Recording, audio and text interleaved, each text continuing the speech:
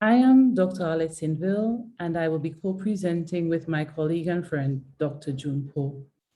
Our presentation titled Daughters Within Rastafari Movement, Critical Lessons on Bridging Social Movements and Feminist Influences in Food Sovereignty was birthed as a spin-off inspired by June on secondary research we were conducting on a book chapter currently under development, looking at ecological sustainability, food sovereignty, and institutional diversity. So the Caribbean, which is where this research is located, is comprised of mainly small island developing states and are really the first colonized spaces of the world. As a result, these are very contested spaces because colonizers replaced people groups, land, food, nature relationships, provisioning systems, consumption patterns to meet interests of food interests of empire. And this has the legacies they have contributed to persistent poverty, food and nutrition insecurity that are exacerbated by rapid environmental change, and reimagining futures of the food system remain underdeveloped. In order to understand structures and the rules that were set in place during colonial society to secure sugar plantations and an extractive export economy, we understand that in response to this globalized food system, the food sovereignty movement took place in order to restore relationships between land, nature, and people. We draw on the definition from the Nyale Ni Declaration, where food sovereignty is the right of people to healthy and culturally appropriate food produced through ecologically sound and sustainable methods, and their rights to define their own food and agricultural systems. It puts the aspirations and needs of those who produce, distribute, and consume food at the heart of food systems and policies, rather than the demands of markets and corporations.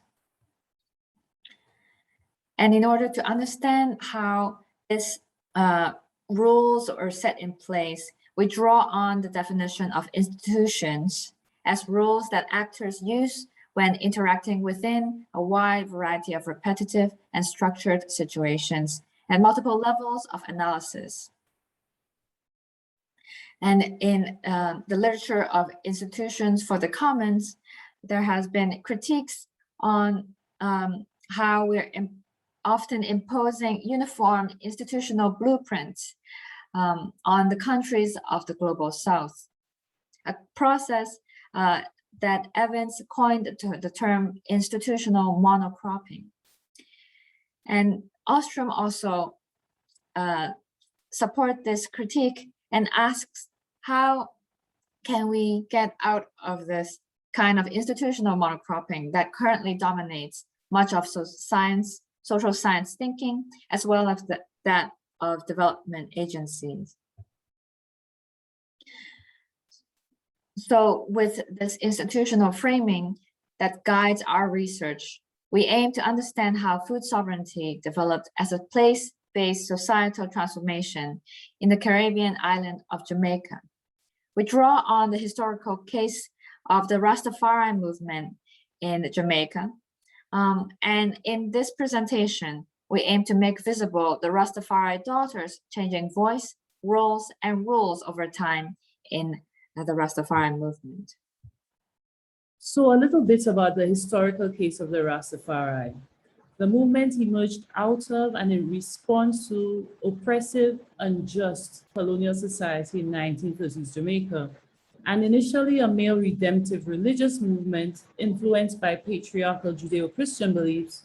Rastafari sought to rehabilitate diasporic African males from emasculation experienced during slavery, chattel slavery, and colonial oppression. So it was essentially a religion that evolved by African men, for African men, that remade God in their own image, after their own likeness. They identify Emperor Haile Selassie of Ethiopia as divine and trace his lineage back to King Solomon and the Queen of Sheba.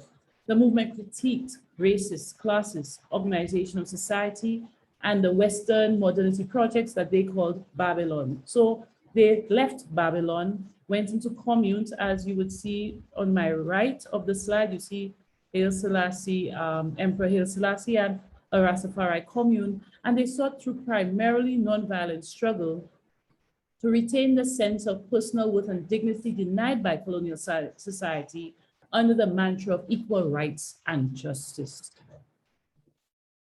So food in the Rastafari movement, when we trace the historical case, was not part of the starting blocks, but early o'clock it came in, because as Rastafari worked in communes around self-provisioning, because once they gave up Babylon, colonial society, they needed to survive. Food is a physiological need. And out of that, as they gave up their material possessions, lived naturally off the land, they came to appreciate the importance of language and communication and knowledge, and developed their own unique and consciously molded language called Ayaric. Out of this lived, experiential, natural space, the philosophy of liberty was born. And liberty is a central spiritual concept in the Rastafari movement that acknowledges the supremacy of all life, the need to preserve, respect, and protect not just humans, but also the natural environment. And the concept has global appeal, as you can see from the merchandising of liberty on the right of the slide. Rastafari promotes a diet of consumption of pure food called Ital. And it is not just for physical nourishment, they see it as necessary for spiritual connection to the earth. So they eat a natural diet, free from additives, chemicals, and most meats. So the Rastafari movement centered food in politics in locally specific ways. And using liberty and Ital principles, they allow them to confront intersectional issues of health, poverty, and food sovereignty. Rastafari regard food as life-giving and not as commodities. And this allows Rastafari to reimagine the connections between health and self-provisioning of food, especially in the context where fresh fruits and vegetables are often imported into the island of Jamaica. In this process, they are able to reframe solutions to hunger in line with aspirations for solidarity among communities, rather than seeking solutions through purchasing food as a way to solve hunger, which often is dependent on a zero-sum calculation. So early doctrine in the movement, like I explained, came out of this pro-Black, pro-Africanist influence. And because it was patriarchal, much like the Jamaican society at that time, its initial ethics, symbolism, and social context centered around the concerns of men for men. The male was seen as a spiritual head, much like other Judeo-Christian beliefs. He held responsibility for conducting rituals and leadership in domestic and public spheres. Women were seen as unclean because of their connection to blood, primarily during their monthly cycle. And this alleged polluted status of women is seen as structurally and precluding them from leadership and sometimes co-leadership status in the movement. So women are uniquely Rastafari, women uniquely situated, with one researcher suggesting that they are subjected to both Westernized and Africanized patriarchy. And building on to Arlette's explanation of the start of the Rastafari movement, moving on to 1960s and the 70s, when there are more openness to political discourse, this attracted university-educated middle-class male and female into the Rastafari movement. And that brings new actors and new ideas that promoted gender equality in the Rastafari community and ideology. In the 1970s, the movement also provided additional freedom to make it easier for individuals to affiliate with the movement. And then in the 80s, is when the feminist movement of Rasta womenism really takes hold, where women begin to openly come together through discourse, organize groups, and create in the process a solid knowledge base. And in this short presentation, we really want to showcase with the case of women within the Rastafari movement, how an overlapping institutional space,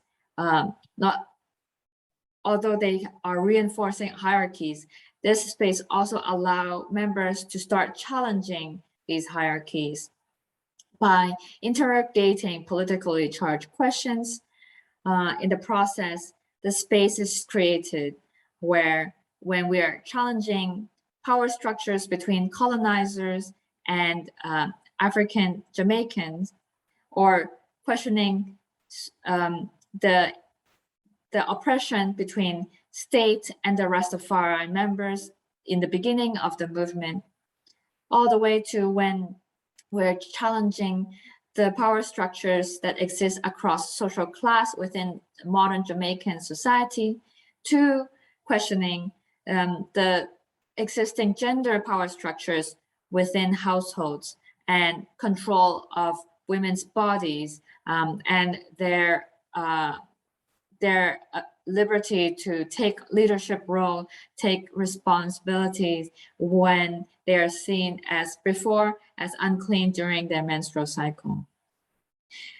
And so these reinforcing hierarchies that are formed through centuries, through biblical ideology, we see in the Rastafari case that from the 30s to present, in the 50 odd years, there is rapid progression in engendering more space and more gender equity for the members within the movement. So what are our takeaway messages? One, that Rasta womanism is really the Rastafari version of dealing with intersectional oppressions.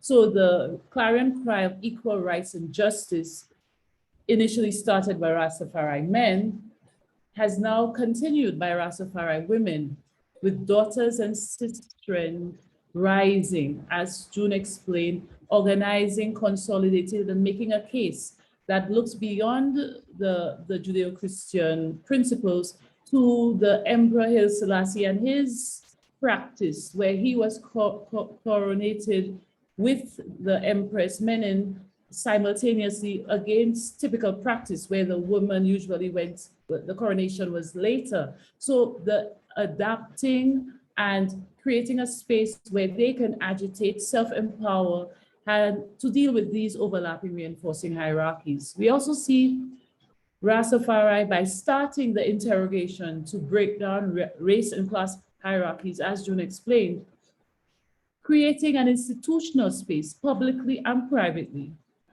to challenge that women have taken a hold of, to question and challenge gender hierarchies, and likely can be used to question and challenge additional hierarchies that will likely arise. We also see in this case that the Rastafari movement's inclusiveness to new actors who bring in new ideas and changing rules and values contribute to the movement's resilience, from a very political pro-Black movement to now centering environmental stewardship and food in the center of its Rastafari communes practice and identities, all the way to culturally how Rastafari music has contributed to the spread of the Rastafari movement in the Caribbean region and globally, all contributed to the resilience of Rastafari movement. We would really like to thank you for your attention.